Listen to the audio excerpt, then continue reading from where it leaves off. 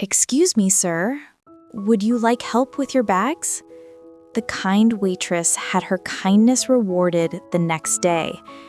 Do you believe a simple gesture can change someone's destiny? In the charming city of Charleston, South Carolina, a waitress named Hannah Brooks, known for her sweet smile and kindness toward everyone, offered help to a seemingly ordinary man without imagining that day would change her life. The man, George Davenport, wore simple clothes, but his calm eyes hid a story few people knew. On that rainy afternoon, while most people rushed by, only Hannah stopped. What she didn't know was that the man was about to test something far greater than patience. He would test true kindness. Sometimes destiny disguises itself as coincidence to reward those who act with their hearts. Before I tell you what happened, write yes in the comments if you also believe that everything we do comes back to us. I kindly ask you to like this video, subscribe, and turn on the notification bell, because this story will touch your heart. Now, let's return to the story. But who was the man with the bags, really? And what was he trying to prove with that encounter? The city of Charleston was slowly waking up to the gentle sound of church bells and the smell of freshly brewed coffee drifting through the cobblestone streets. Inside a small cafe called Harbor Light, Hannah Brooks wiped down the tables with the same care as someone polishing a treasure. Her light blue apron already showed signs of wear, but her smile, that never faded. Hannah was the kind of person who remembered every customer's order, not because she had to, but because she liked making people feel seen. "The usual, Mr. Parker?" she asked every morning.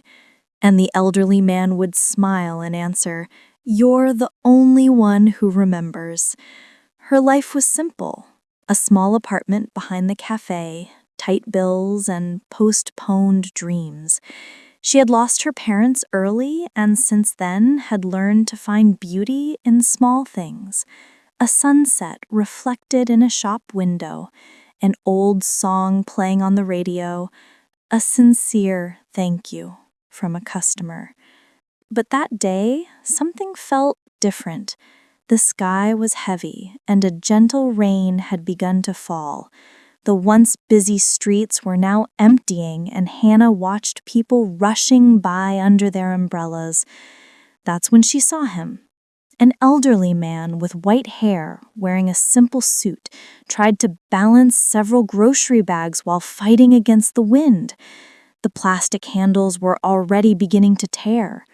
For a moment, Hannah hesitated. She could pretend she hadn't seen him, like so many others did, but her heart spoke louder. She stepped out of the cafe and hurried toward him.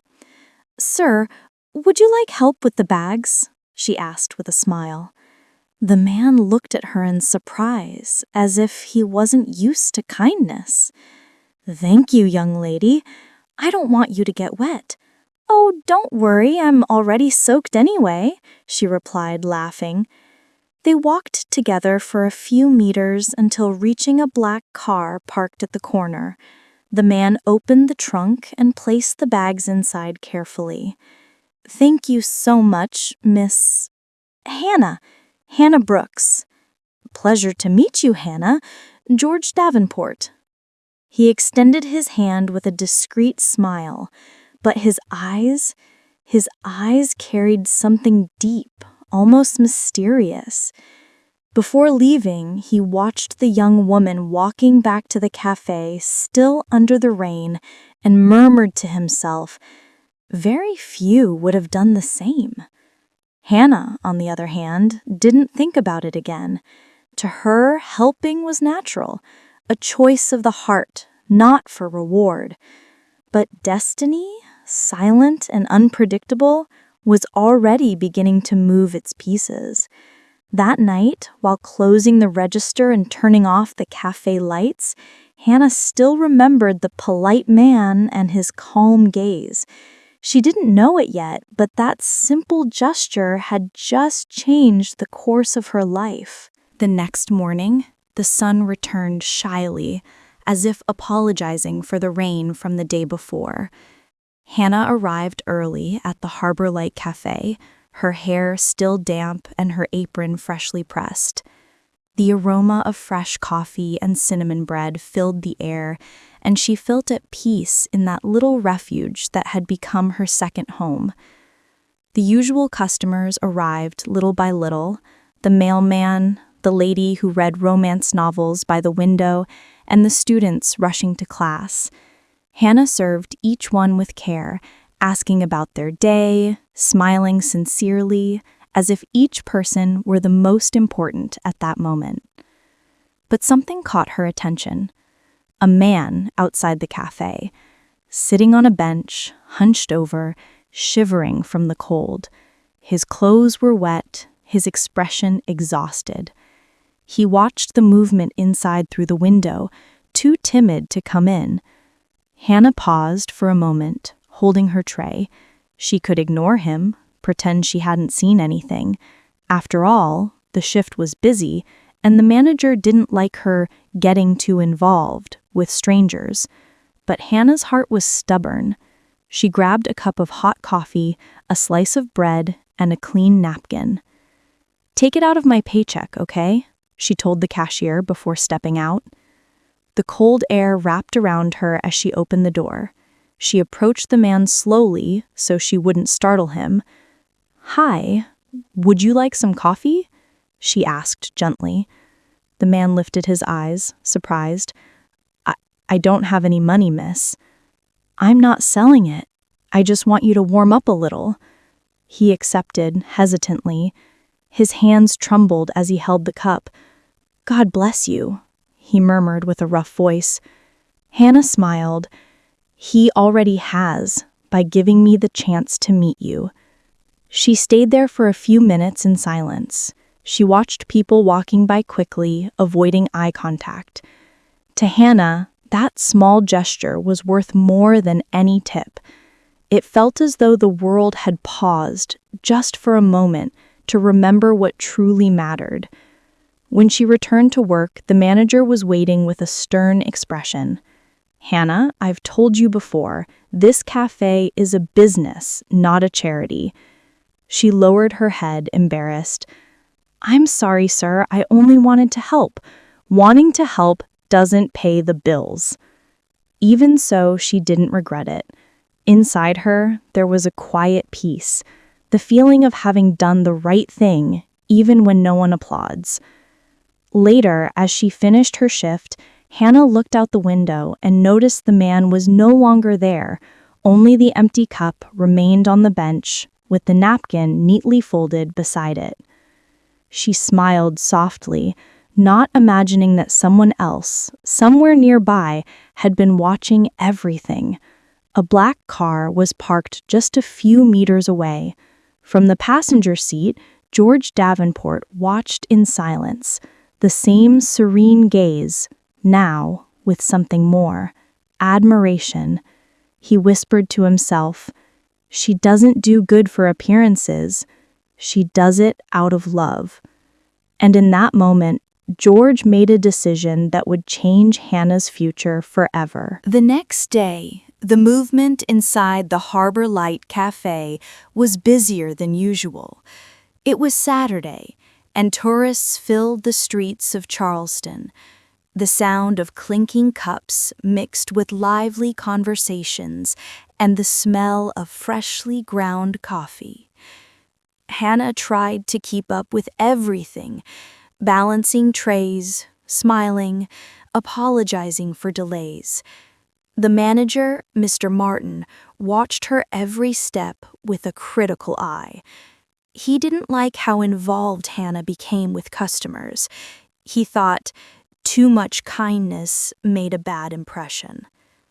While serving a table near the window, she heard a spiteful whisper from her coworkers. "There goes Charleston's little saint again. Soon she'll be serving lunch to homeless people in the kitchen." Hannah pretended not to hear, but the words hurt. She took a deep breath and kept working, wearing the same smile she used as a shield. A little later, an elegant woman walked into the cafe. High heels, expensive perfume, impatient expression. "Waitress, I've been waiting for 15 minutes. "I'm sorry, ma'am. I'll be right with you." "It's the least you can do. This place needs more efficient staff." The humiliation came cold and sharp. People looked. Hannah simply nodded, swallowing her pride. She served the order, discreetly wiped her tears, and returned to the counter. But the worst was still to come. The manager approached her with a frown, holding a piece of paper. "Hannah, I need to talk to you in the office." She followed him, nervous. Inside the room, he closed the door. "Last night, a customer complained that she saw you giving free food to a homeless man." "It was just a cup of coffee, sir. He was cold and—" "I don't care. That's against house policy. What will customers think? That we're a shelter?" Hannah tried to explain, but his tone grew harsher. "You're a good girl, Hannah, but you live in a fantasy world. Kindness doesn't pay rent. Starting today, you're suspended indefinitely." The floor seemed to disappear beneath her feet. Suspended for helping someone. She left the office unable to hold back her tears. Her coworkers whispered. Some looked at her with pity, others with mockery. She walked to the alley beside the cafe, sat on the steps, and stared at the gray sky. Her heart ached, not because of the punishment, but because of the injustice. Meanwhile, across the street, George Davenport's black car was parked once again. He watched, serious, with his hands crossed on the steering wheel. He saw Hannah walk out crying, and something inside him was confirmed. That woman had something the modern world had forgotten: purity of soul. George picked up his phone and made a short call. "I want you to find everything about an employee named Hannah Brooks from the Harbor Light Cafe today." Destiny was already beginning to write the next chapter. Hannah didn't know it yet, but life was about to test her before rewarding her. The rain returned that night, thin and steady, as if the sky were reflecting what Hannah felt inside. She walked through the streets of Charleston, holding her old coat tightly against her body, trying to protect herself from the wind. The illuminated shop windows showed families having dinner, laughter, warmth, everything she didn't have. The manager's words echoed in her mind. "Kindness doesn't pay the rent." She arrived home, a small room on the upper floor of an old building with damp walls and the smell of stale coffee. She placed her apron over the chair and stared at the floor for a few minutes without the strength to even cry. The suspension meant that, for an indefinite period, she would have no paycheck. Rent was due in 3 days. The fridge was nearly empty. For the first time in a long while, Hannah wondered if doing the right thing was still worth it. She sat on the edge of the bed, eyes lost on the window. Outside, the city lights flickered through the falling rain. Why is it so hard to keep faith when everything seems to go wrong? She whispered to herself. In the silence, she heard nothing but the ticking clock and the slow dripping from the faucet. The next morning, she went to the cafe, not to work, but to try to speak with the manager. Mr. Martin, I didn't mean to disobey. I felt he needed help." He didn't lift his eyes from the paperwork. "The rules are the same for everyone. I can't make exceptions." "Not even if I pay back the price of the coffee?" "The problem isn't the coffee, Hannah. It's the image. We've already talked about this. Go home." She walked out with her head down. She felt invisible. She wandered to the pier where the wind carried the scent of the sea. She sat on the wooden bench, hugging her knees. The seagulls flew low, and the gray sky seemed to press against her shoulders. An elderly flower vendor passed by and asked, "Take a rose to cheer yourself up, miss?" "I wish I could," she answered with an embarrassed smile. The vendor insisted, pulling a flower from his basket. "This one's on the house. Sometimes a flower changes a day." Hannah held the rose and thanked him. The simple gesture reminded her why she never gave up, because she still believed the world could be better, even if the world didn't believe in her. When she arrived home, she noticed an envelope slipped under her door. No sender, no stamp, just her name written in elegant handwriting. Hannah Brooks. Startled, she opened it carefully. Inside, a short note and a small golden key. "Life watches over pure hearts. Tomorrow, 10 a.m. at the address below. G.D." Hannah read it again and again. Who was G.D.? Her heart raced. Maybe it was the manager trying to make amends, or maybe destiny beginning to reveal itself. The night was long. Hannah could barely sleep. The note lay on the table beside her cup of cold tea like a riddle pulsing in her mind. Life watches over pure hearts. Tomorrow, 10 a.m. She repeated the phrase quietly, trying to decipher what it meant. At 9:30, she put on the best dress she owned. Simple, blue, a bit worn, but clean. She tied her hair back and left, carrying the envelope in her pocket. The address led her to the historic district of Charleston, where old mansions displayed their iron balconies and the gardens smelled of magnolias. She stopped in front of a large black gate with the number 1184. The gate opened automatically. For a moment, she thought about turning back, but something inside her, perhaps curiosity, perhaps faith, pushed her forward. A security guard greeted her with a discreet smile. "Miss Brooks, this way, please." Hannah crossed the garden and entered a spacious, elegant, yet welcoming house. In the center of the room, a lit fireplace broke the silence.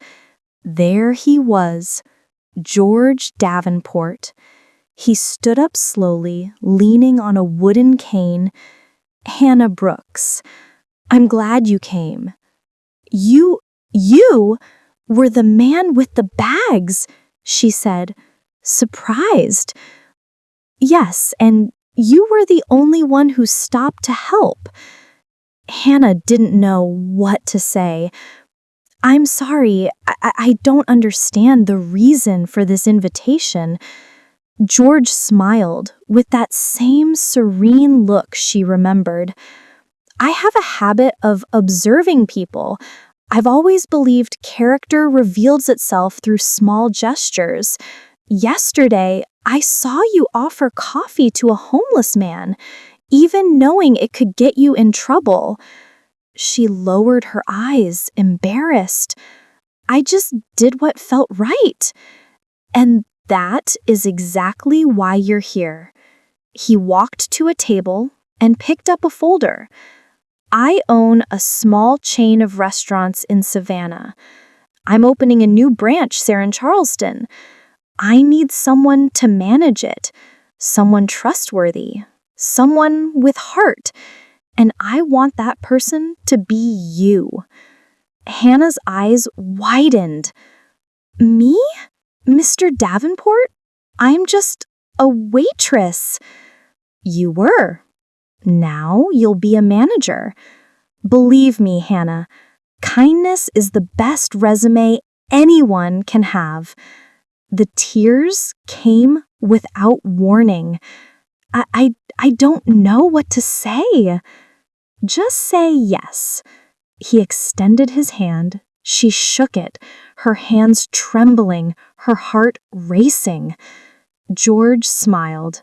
Oh, and before I forget, that man you helped yesterday, he works for me. I asked him to test the generosity of the people in the city, and only one person stopped to help. Silence filled the room. Hannah took a deep breath. In that moment, everything made sense. Every tear, every injustice, every act of faith. Destiny, after all, had been watching. In the days following, Hannah Brooks' life began to change, not suddenly, but with the serenity of someone who watches destiny slowly fall into place. The restaurant George Davenport was about to open was called Magnolia's Grace, a name chosen in honor of Charleston's symbolic flower and, according to him, the grace that only gentle hearts carry. On the morning of the grand opening, Hannah arrived early. She wore a new, elegant uniform and a timid smile, yet filled with pride. George was there, sitting at the table near the window, watching her with the same calm gaze as always. "Ready for your first day as manager?" he asked. She took a deep breath. "I think so. It still feels like a dream." Then keep that feeling. Dreams are fuel for those who work with heart. The restaurant soon filled with people. Some were old customers of Hannah's who looked at her in admiration. Others were just curious. But there was something different about that place. A light, sincere energy that seemed to touch everyone who walked in. During her shift, a young boy came in, selling flowers. Before anyone could send him away, Hannah approached him. "How many do you have, sweetheart?" "12, ma'am." "I'll take them all." She distributed the flowers among the tables, smiling. George watched from afar, moved. It was as if he were seeing living proof that the world could still be good. At the end of the day, as the sun set and painted Charleston in gold, he called Hannah into the office. "I have something to show you." He opened a drawer and handed her an envelope. Inside, there was a contract and a handwritten letter. "Hannah, when I tested your kindness, I wasn't searching only for someone to work with me.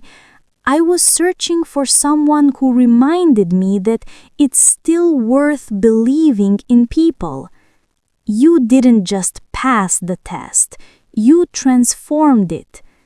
Half of this restaurant is now yours, because the world needs to be led by those who have soul, not just ambition. With gratitude, George Davenport." Tears streamed down Hannah's face, silent, pure. "Mr. Davenport, I don't deserve this." He smiled. Ah, Hannah, it's exactly because you think that way that you do. They remained silent for a few moments, listening only to the distant sound of waves coming from the harbor. Outside, the restaurant sign glowed under the streetlights. Magnolia's Grace, where kindness is served every day. Hannah looked out the window and whispered, "Thank you, my God." And for the first time in a very long while, she felt that life was smiling back at her. Months had passed since the opening of Magnolia's Grace. The restaurant was thriving, not just because of the good food, but because everyone who walked in felt something different, a sense of warmth, kindness, of home. On the main wall, beside the counter, there was a simple frame with a handwritten phrase: "Life watches over pure hearts." It was the note Hannah had received on that very first day. She had kept it with care and turned it into the restaurant's motto, and into the motto of her own life. One afternoon, an elderly woman rushed in, looking tired. She carried several bags, and while trying to balance them, dropped one. Before the sound even touched the floor, Hannah was already there helping her with a smile. "Let me help you, ma'am." The woman thanked her, moved. "You remind me of someone I helped many years ago," she said, unaware that those words echoed the beginning of everything. As Hannah watched the woman walk away, a soft shiver ran through her. It felt as though life had come full circle. The gesture that changed her destiny, now repeated instinctively, with no expectation of anything in return. That night, she stepped out onto the back porch of the restaurant.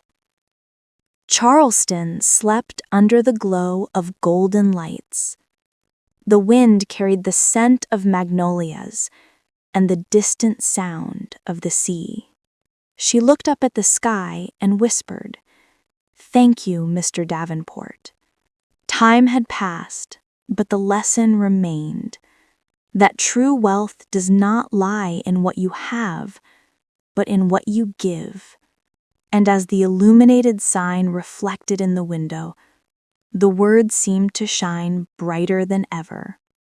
Magnolia's Grace, where kindness is served every day, because, in the end, everything we do comes back. And you? Could destiny be preparing a twist for you too, because of some act of kindness the world hasn't even noticed yet? Tell me in the comments, do you believe that goodness always comes back? If this story touched your heart, the next one is already appearing on your screen, and I'm sure it will move you again. Click to watch.